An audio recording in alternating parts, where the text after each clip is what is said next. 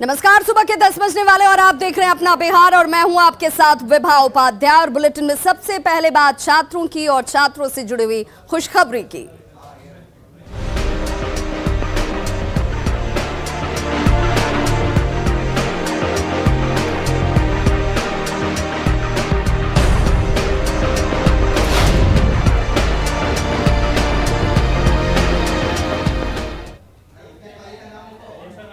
तो देखिए, बिहार में कल से इंटर की परीक्षा की शुरुआत हो रही है और इसी इंटर के परीक्षार्थियों को बड़ी राहत मिली है। अब परीक्षार्थी जूता मोजा पहनकर परीक्षा केंद्र तक जा पाएंगे, परीक्षा दे सकेंगे। बिहार विद्यालय परीक्षा समिति ने शीतलहर की वजह से ये बड़ा फैसला लिया है और इससे पहले परीक्षार्थियों को केंद्र पर जूता मोजा पहनकर अंदर जाने की इजाजत नहीं थी। बिहार में कल से यानी कि 1 फरवरी से लेकर 13 फरवरी तक इंटर की परीक्षाएं चलेंगी और इससे जुड़ा हुआ ये बड़ा फैसला इस वक्त, क्योंकि इस वक्त कोल्ड वेव चलता हुआ शीतलहर की वजह से पूरा बिहार जो है वो परेशान और हलकान है। और ऐसे में परीक्षार्थियों की मुश्किलों का अंदाजा लगाते हुए बिहार विद्यालय परीक्षा समिति की तरफ से ये बड़ा फैसला लिया गया है, जिसमें परीक्षार्थियों को परीक्षा केंद्रों में जूता मोजा पहनकर जाने की इजाजत दी गई है।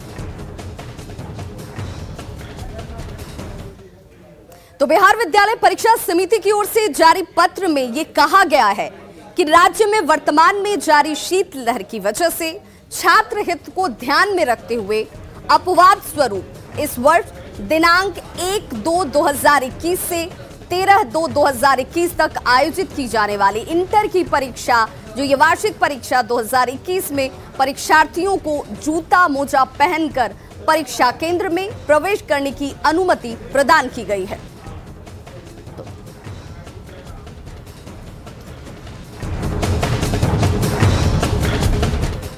तो देखिए, परीक्षा के लिए बिहार विद्यालय समिति की ओर से गाइडलाइंस जारी किए गए। ये गाइडलाइंस आपके लिए बेहद महत्वपूर्ण है। गाइडलाइंस क्या कहता है? गाइडलाइंस के हिसाब से कदाचार करने पर 2000 रुपए का आपको जुर्माना भरना पड़ सकता है अगर आप कदाचार करते हुए पकड़े गए। साथ ही 6 महीने जेल की सजा भी हो सकती है।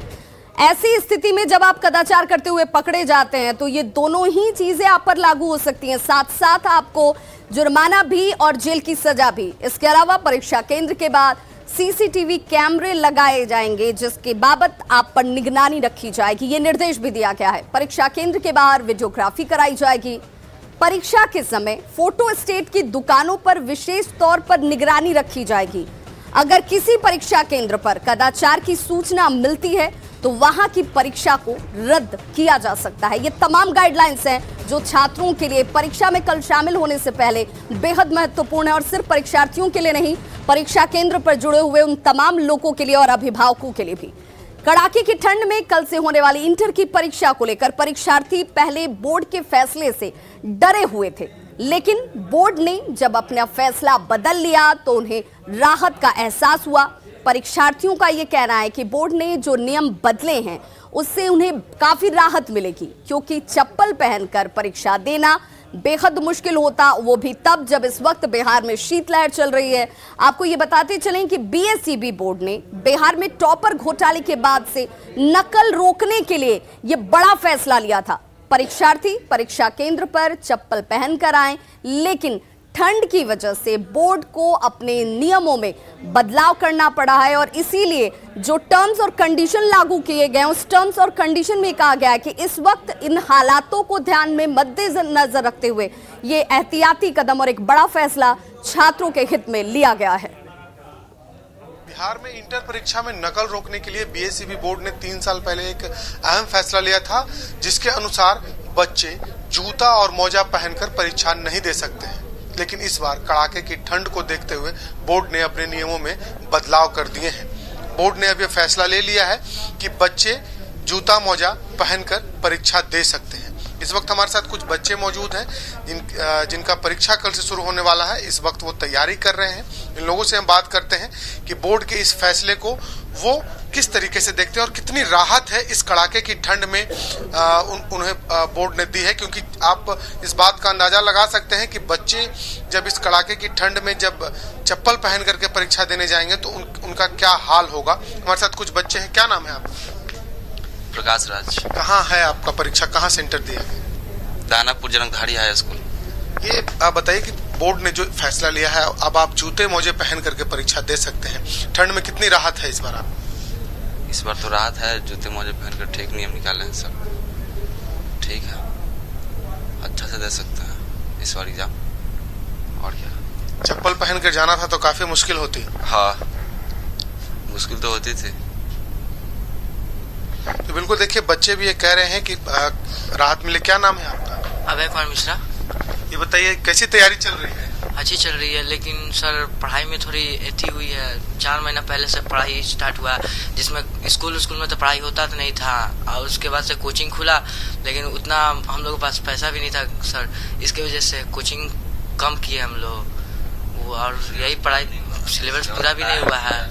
और इस बार ठंड को लेकर के भी बोर्ड ने अपना नियम बदल दिया है, आप जूते पहन के भी जा सकते हैं। तो अच्छा किया है सर इस बार, नहीं तो हम लोग सोच रहे थे चप्पल पहन के कैसे जाएंगे ठंडा में, और 9:30 बजे से क्लास है, इसी के चलते हो रहा था। और सब ठीक ही है, चालू किए, जूता पहन के जाना है। तो चप्पल पहन के जाना है सुन के थोड़ा सा घबराहट हो रही होगी क्योंकि ठंड काफी है। हाँ, इस बार जूता पहन के जाएंगे तो अच्छा है, ज्यादा ठंड का महसूस नहीं होगा। घबराहट हो रही होगी कि चप्पल पहन के जाना है परीक्षा देने। कहाँ सेंटर है? सर मेरा गवर्नमेंट गर्ल्स हाई स्कूल गर्दनी बाग में मेरा सेंटर पड़ा है। तो इस बार काफ़ी ज़्यादा ठंड है और सब सालों से ज़्यादा। मेरे को तो एलर्जी हो जाती है पैरों में, but we will make sure कि हम लोग फिर भी शूज़ पहन के जाए। अच्छा किया है गवर्नमेंट ने कि शूज़ पहनने के लिए अलाउ कर दिया है हम लोगों को, हमारे लिए बहुत बड़ी राहत की बात हुई है। बिल्कुल, बच्चे एक और कोरोना के कारण अपनी पढ़ाई पूरी नहीं कर पाए थे, और दूसरी ओर बोर्ड का अहम फैसला कि आप जूते पहन कर नहीं जा सकते, लेकिन बोर्ड ने राहत दी है इस कड़ाके की ठंड में। क्या नाम है आपका? गोल्डन कुमार। ये बताइए कि इस बार तैयारी कैसी चल रही है? आपकी तैयारी पूरी हो गई है? हाँ, मिला जुला के चल रहा है, अब जिस तरह से चलना चाहिए उस तरह से मिला चल रहा है। ठंड काफी है, कल से एग्जाम देने जाना है। ये तो बहुत सोचने वाली बात है कि इतना जल्दी बिहार बोर्ड को ठंड को भी देख करके डेट इशू करना चाहिए था, लेकिन सही किया है। लेकिन जूता फिर सुने कि जूता इशू कर दिया है, तो ये अच्छा किया है। और जो जूता सही किया है, मतलब इसमें समझिए कि जो चप्पल पहन जाते थे उसमें बहुत ज्यादा पैर में दिक्कत होता था, और लिखने में ज्यादातर दिक्कत होता था, ताकि पैर जो ठंडा के कारण सिकुड़ जाता था, तो ज्यादा ध्यान उसी पर रहता था। पटना ही में सेंटर है या कहीं बाहर है? नहीं, पर सेंटर तो पटना में ही है, लेकिन जाने आने में जो गाड़ी में पैर में हवा लगता था, तो अब कम से कम वो तो सही रहेगा। तो बिल्कुल जो परीक्षार्थी हैं उनके लिए राहत की खबर है। बोर्ड ने अपने नियम में बदलाव कर दिए हैं। बच्चे भी इस बोर्ड के नए फैसले से काफी खुश हैं। कैमरा पर्सन दीपक के साथ शैलेंद्र, न्यूज 18 पटना।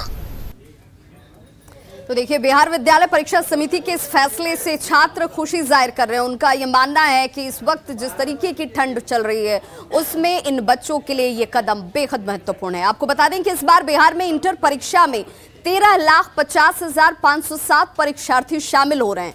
यानी इन सभी बच्चों का कल से एग्जाम्स की शुरुआत होगी। 13 फरवरी तक एग्जाम चलेंगे। कला संकाय की अगर बात की जाए तो 7,30,569 परीक्षार्थी जो हैं वो परीक्षा में शामिल हो रहे हैं। वहीं विज्ञान संकाय में 5,45,401 परीक्षार्थी शामिल हो रहे हैं।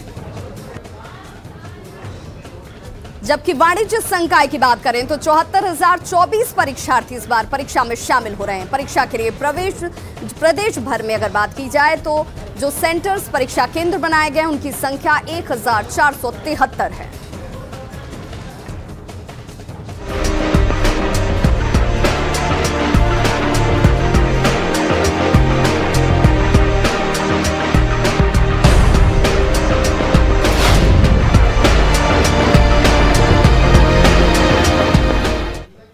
और बड़ी खबर इस वक्त बगहा से आ रही है, जहां पर वाल्मीकि टाइगर रिजर्व में एक बाघ की मौत हो गई है। मौत की वजह का हालांकि खुलासा नहीं हो पाया। वाल्मीकि टाइगर रिजर्व से बड़ी खबर, जहां पर बाघ की मौत हुई है।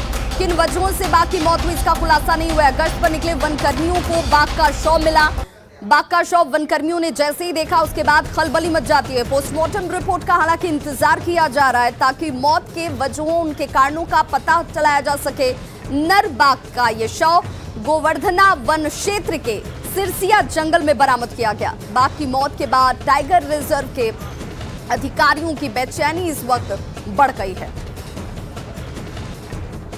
प्रयास कर रहे हैं कि उसकी संख्या बढ़े, तो ज़रूर हमारे दुखद ये है कि एक बाघ का हमारे, वो लगभग उसका उम्र 3 से 4 साल का था, वो मतलब उसी के बीच में है, वो उसका उम्र है, मेल है, मेल, हाँ जी मेल वो था, वयस्क की तरफ बढ़ रहा था वो जी। एक हमारे लिए बहुत ही उसका ये था, उसका मरना दुखद तो है ही। उस पर चोट के निशान भी हैं, तो मैं कह रहा हूँ कि उसके हर एंगल से हम लोग उसकी जांच करेंगे कि आपस में इनफाइटिंग तो नहीं है या फिर अगर उसमें कहीं किसी का कोई शंका उसमें हमको है तो उसकी हर तरह से जांच करेंगे हम लोग और कोशिश करेंगे जल्द से जल्द उस पर हम लोग निष्कर्ष पर पहुँचे उस पर। और सहयोगी मुन्ना राज इस वक्त ज्यादा जानकारी के साथ बगहा से हमारे साथ फोन लाइन पर जुड़ गए हैं। मुन्ना, क्या जानकारी वन अधिकारी दे रहे हैं और फिलहाल किस तरह के रिपोर्ट का इंतजार किया जा रहा है? जी विभा, मैं आपको बता दूं कि एक्सपर्ट टीम के साथ वन अधिकारियों की टीम घटनास्थल पर पहुंच चुकी है और बाघ के मौत के विभिन्न पहलुओं की जांच की जा रही है।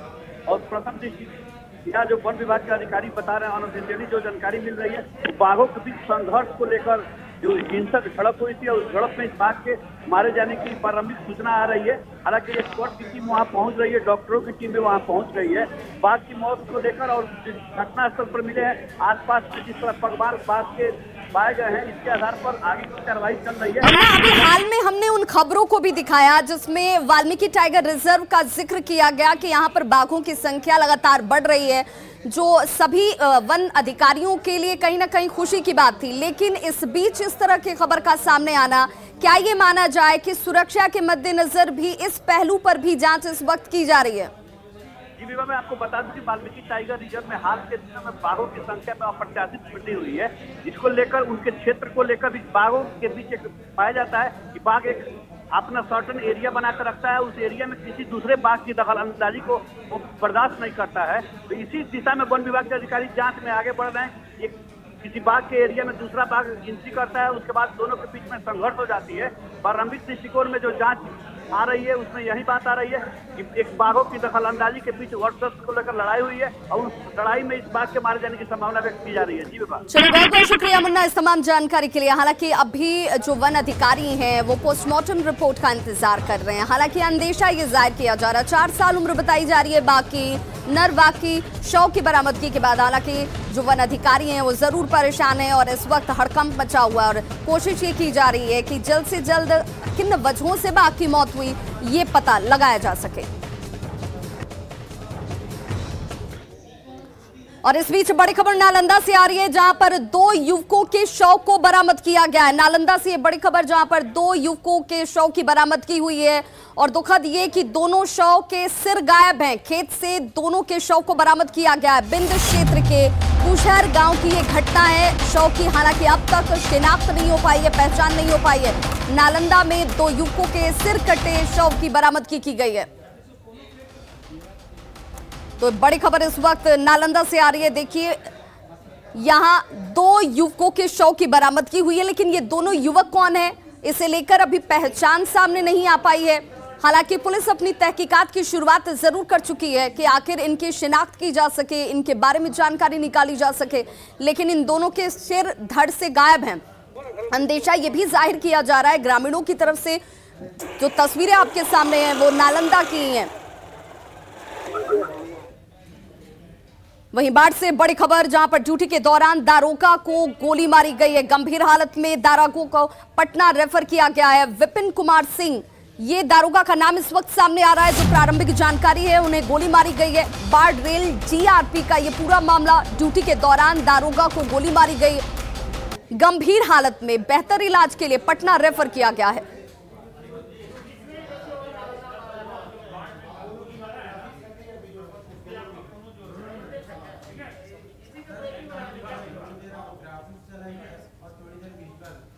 तो देखिए हम आपको बताते चलें कि बाढ़ से ये बड़ी खबर है जहां पर दारोगा को गोली मारी गई है। जीआरपी का ये पूरा मामला, हालांकि अभी पता लगाने की कोशिश की जा रही है कि आखिर इसके पीछे की वजह क्या है। अभी जान बचाना मुश्किल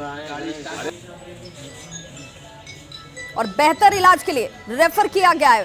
फिलहाल ये बड़ी खबर इस वक्त बाढ़ से आती हुई दारोगा को गोली मारने की ये बड़ी खबर, और जैसे ही ये खबर सामने आई पुलिस महकमे में भी हड़कंप है। बाढ़ रेल जीआरपी का ये पूरा मामला बताया जा रहा है। गंभीर हालत में बेहतर इलाज के लिए फिलहाल दारोगा को पटना रेफर किया गया है।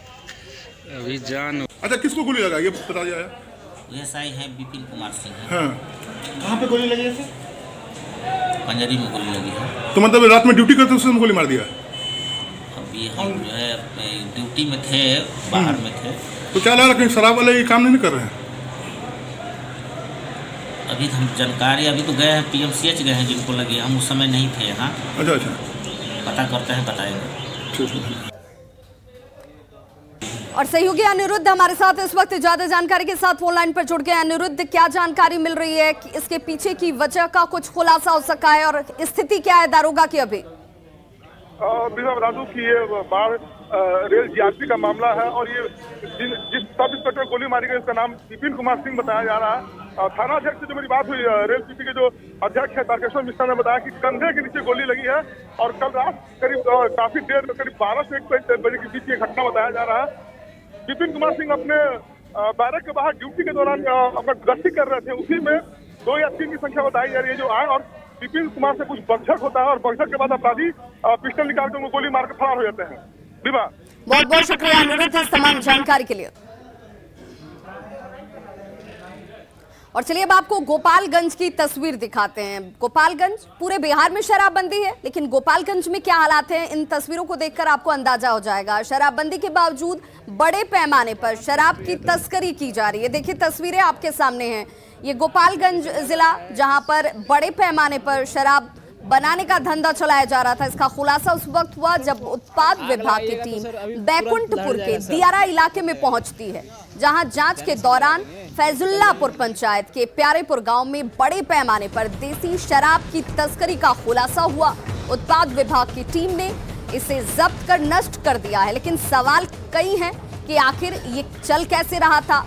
कार्रवाई का वीडियो सोशल मीडिया पर तेजी से वायरल हो रहा है और तस्वीरों में आप खुद देख सकते हैं कि कई ड्रम में शराब बनाने का ये गोरख धंधा जो है वो धड़ल्ले से यहाँ पर होता हुआ, हालांकि छापेमारी से पहले ही तस्कर यहाँ से फरार होने में सफल हो गए, जिस वजह से अभी तक इस पूरे मामले में किसी की गिरफ्तारी नहीं हो पाई है।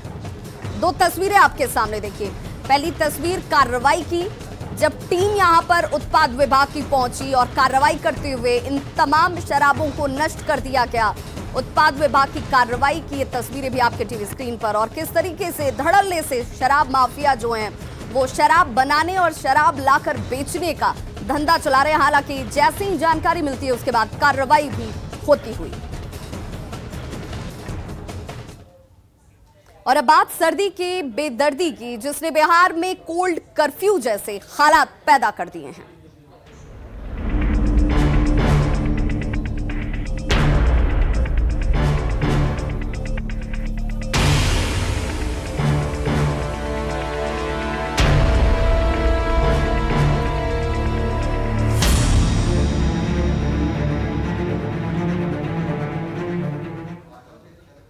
और चलिए बात ठंड की, तो ठंड से बिहार के लोगों को राहत मिलती नजर नहीं आ रही है, और उसमें भी छपरा की तस्वीर आपको दिखाते हैं। ठंडी दूर भगाने के लिए लोग चौक चौराहों पर चाय की चुस्की ले रहे हैं। चाय पर अलग अलग मुद्दों पर चर्चा तो की ही जा रही है। मानव श्रृंखला की असफलता की बातों से लेकर जिले के दूसरे तमाम मुद्दों पर चाय की ये दुकान जो है वो चर्चा का सेंटर पॉइंट बन गए हैं। दानापुर में लोगों से चाय पर चर्चा की न्यूज़ 18 संवाददाता अमरजीत शर्मा ने।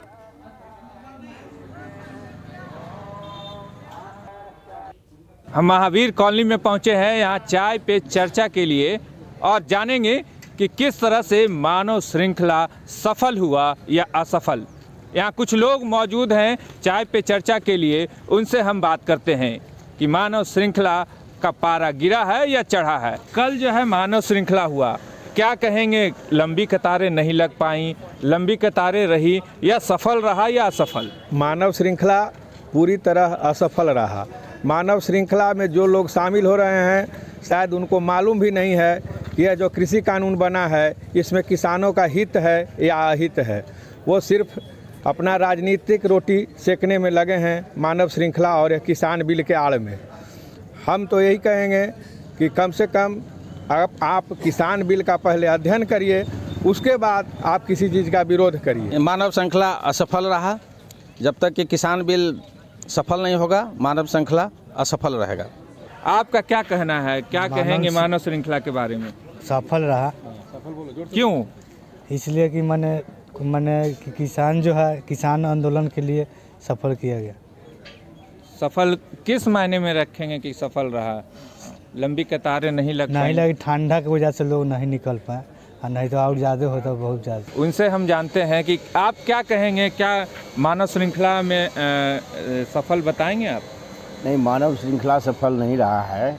आप कहीं भी रोड पर निकले होंगे तो देखे होंगे कहीं भी मानव श्रृंखला कतारबद्ध नहीं है। एक्चुअली लोग जानते ही नहीं हैं कि कृषि बिल है क्या। मूल रूप से किसी को भी जानकारी नहीं है, न उसका अध्ययन लोग कर रहे हैं। और पॉलिटिकल राजनीति सीखने के लिए कुछ लोग इसमें जो है सो पड़े हुए हैं और राजनीति सीख रहे हैं। इसके कारण से जो है सो मानव श्रृंखला सफल नहीं हुआ। क्यों सफल रहा?